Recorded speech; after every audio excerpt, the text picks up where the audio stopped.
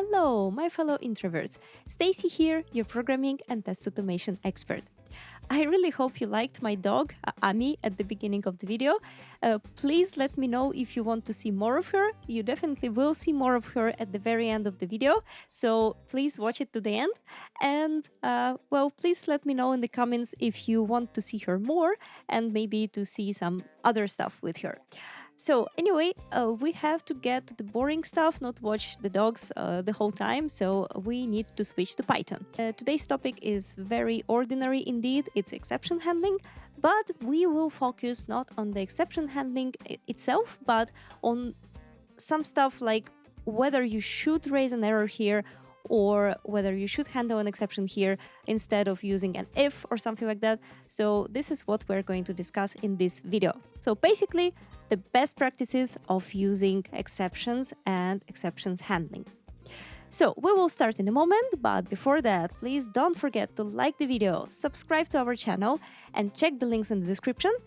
Besides of the regular links in the description, you will find another link. My friends are gathering some help for Ukraine. So if you want to do a very good deed at the very beginning of the year, then please check this out. Me and my friends will be very, very pleased that you made a contribution. So please check it out. Okay, so I guess we can get on with it.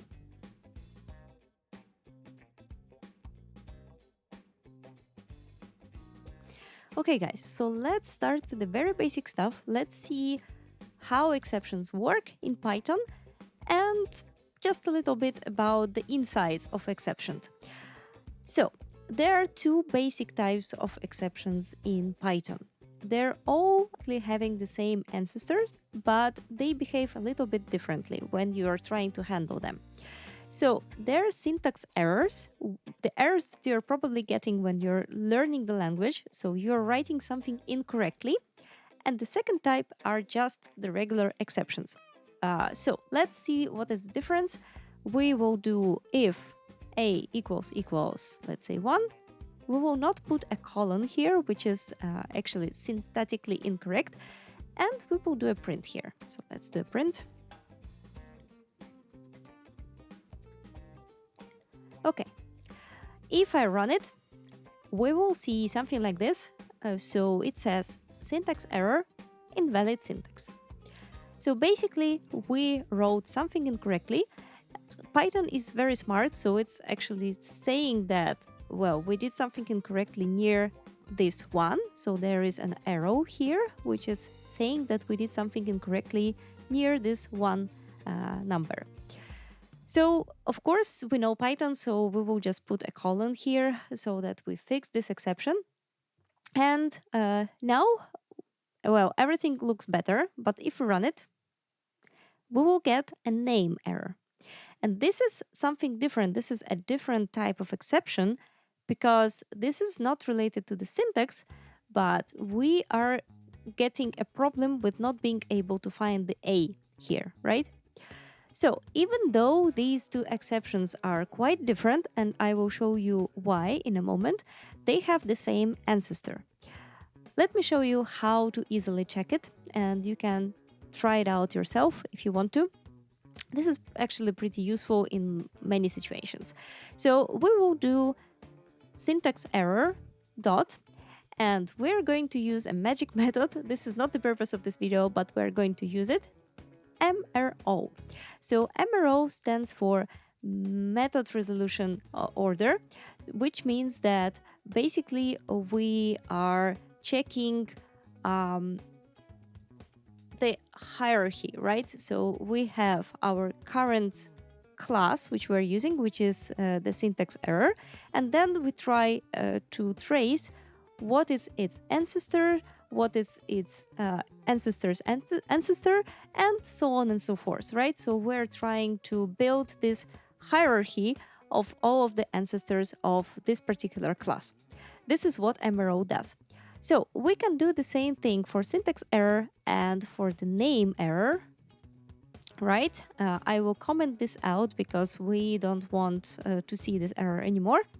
We want this code to be executed. And if we run it, here we go.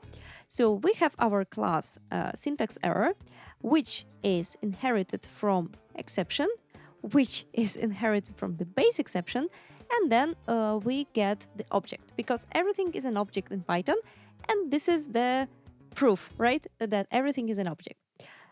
Whereas with the name error, the whole hierarchy looks pretty much the same. So we get the name error, then we get the class exception, base exception, and an object as well.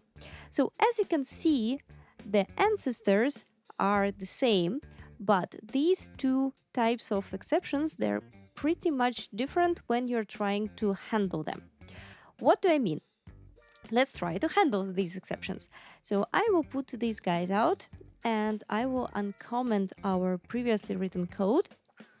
And let's now try to handle it. So I will do a try. Then we will need to do an except. Some of you might say that this is a very bad idea to do it like this, but we will discuss it in a moment. So we'll just do a try except block just to handle these exceptions.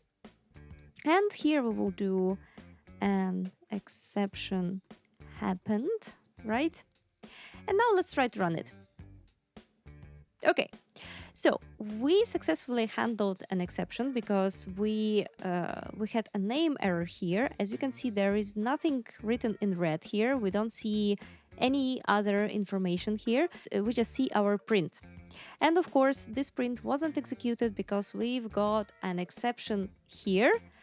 And of course, we failed and the script didn't go inside of this if, right? But we handled the exception and we wrote this guy.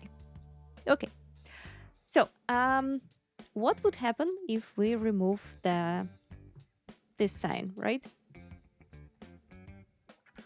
Okay, so as you can see, we still get the error even though we have a try except block. So this is the difference between the syntax errors and just regular exceptions, because for the syntax errors, you cannot handle them with try except, right? So this is the main difference. So basically, this is what you have to know about exceptions, about handling them. To raise an exception, because this is also kind of related to this topic, we need to basically do a raise word, and then we specify which exception we want to raise. So let's do exception, just the regular one, and we will put some information here. My awesome exception. Okay, so we get an exception happened, right? Like it was before. What would be if we raise a syntax error? And as you can see, this way we cannot actually affect it. So if here we run the syntax error, then nothing will happen. We will still be able to handle it. So these are the main things that you have to know about exceptions. So now let's get into the good practices of raising and handling exceptions.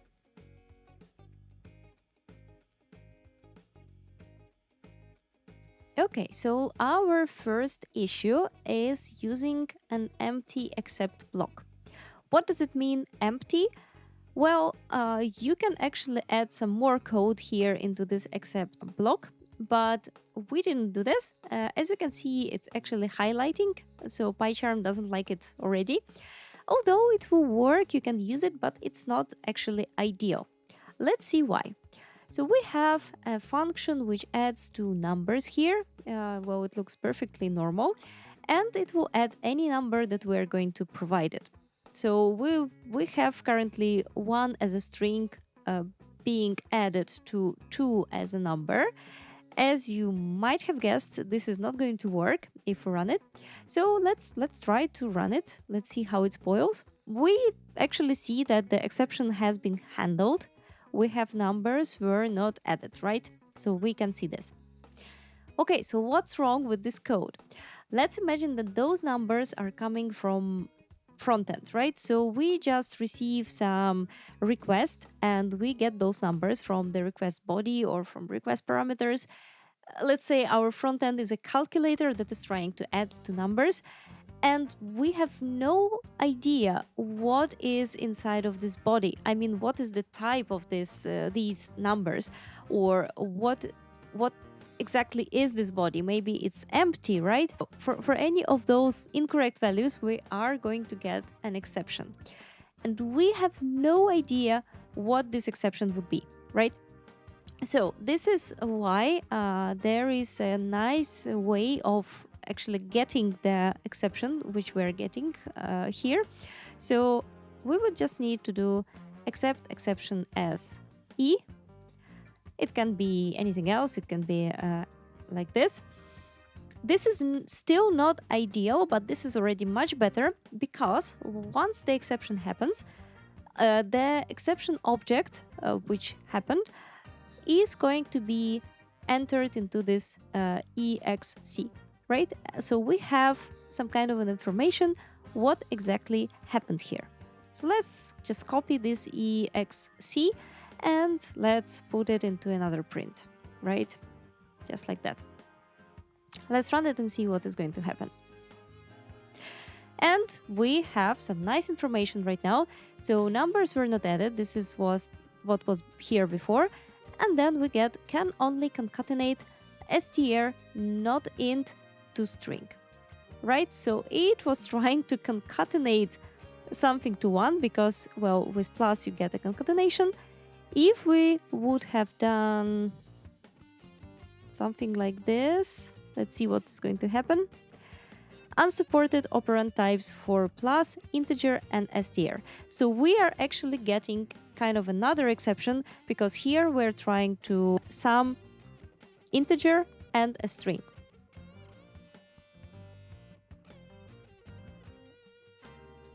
Okay, the next anti-pattern is that you probably shouldn't use the broad exception statement here.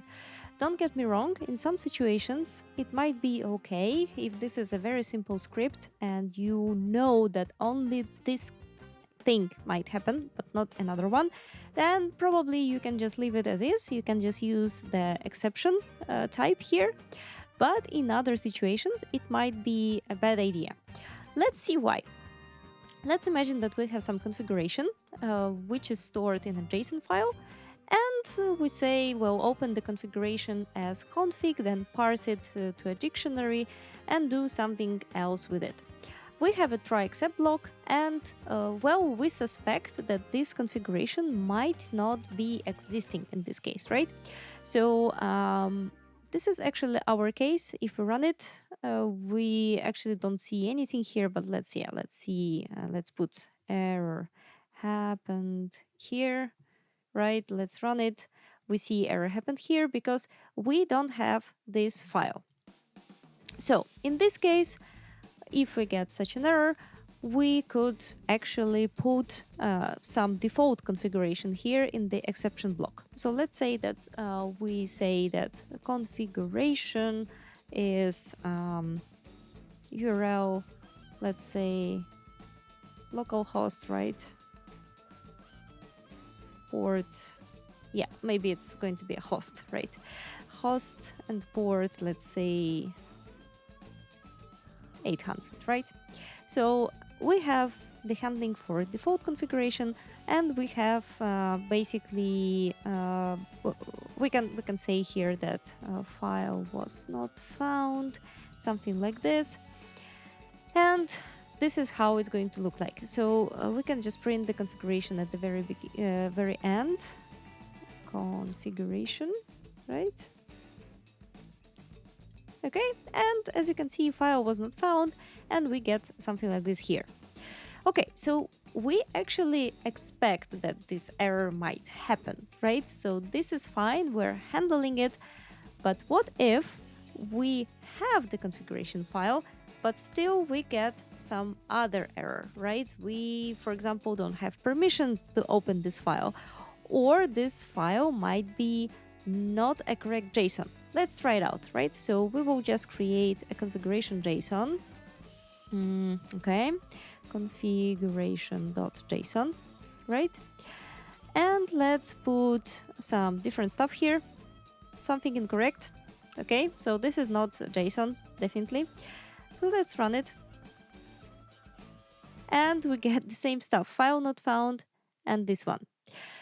Yes, of course, this is probably fine to have it this way because we will get a default configuration when the file is incorrect. But maybe when somebody is using our project, it would be much better to actually react differently towards when we have an incorrect JSON file and when we just don't have the file at all, right? We might want to say the user that, come on, in this situation, you actually have to provide a correct configuration file. Because imagine yourself when you're trying to use this application and you've created a JSON file and something is wrong with it. Well, of course, you wouldn't do something like I did, right? But you just didn't put some property there, or maybe just forgot to put a parenthesis somewhere. And you just didn't see this. And if you get an error like this will confuse you and you will think that, okay, probably I have put it into a wrong directory, right? I just put it not in this directory. This is why I have to, I should have misplaced it and I have to put it somewhere else, right? And you start to debug, you start to look where you should put it, and you cannot find an answer because, well, the exception handling is misleading. So what you should do in this situation? Probably you should handle the file not found here, right? File not found error. And this way, this is going to be fine. We don't need actually the SE here. We can just do it this way. Let's run it right now. And now, as you can see, we have the JSON decoder error. So this actually clearly suggests us that we have to fix our file, right? Another option that you could do here to make it look even better, you could actually handle this JSON decode error. So we could just copy this guy and do except JSON decoder error, print, you have to fix the JSON. And in this case, because we're handling it and this next line is not going to work and this is going to be misleading again, we have to raise the error ourselves. We could do even exception, right, here, because, well, it doesn't matter. We just want to provide a nice looking error message. And we could just see, we could just say that, please fix your JSON file. And we could attach an error here, right? Let's try to run it. I did something incorrectly. Where is it? Yeah, of course, because I didn't say SE. Okay. And so, as you can see, we have entered here because we have our print. You have to fix the JSON. And then we actually raised our own exception as well. And we said, please fix your JSON file. And we provided the error as well. Basically, we're good here. I can remove this one and let's see what is going to happen. Yeah, let's remove this one as well. Or maybe let's keep it. Yeah, okay, and let's run it. And as you can see, if we don't raise the exception here, then we will get another confusing situation because we have name error, name configuration is not defined because the configuration has not been defined here or here, right? Because we didn't go into this block because we have another error. Neither we did here because we've got an error here. So if we don't raise the exception here, we will go forward and Python will try to print our configuration, or in the real world, it was going to try to do something with the configuration, but we actually don't have the configuration because we couldn't read it and we couldn't create the dictionary. So this is misleading. So in this case, you probably should just raise the exception the way we did, right? So we're going to closing this script and finishing it, but the user will know what exactly happened and he or she will just go and try to fix it.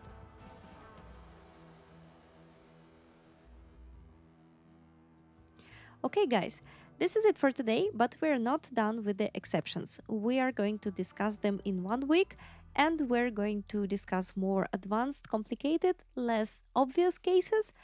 Even though today we discussed very basic ones, but these mistakes are very often to be met on different projects. I do them myself, and I see people doing them sometimes as well. So, this is why I found it useful to discuss this topic with you guys, maybe to structurize it in your head. And I really hope you've enjoyed the content, and I really hope you're going to watch the video in 1 week. So, this is it for now. Don't forget that we have a little bit of more of my dog, Ami, coming up at the end of this video when I stop talking. And well, I would like to wish you a very happy coding, and I will see you in 1 week.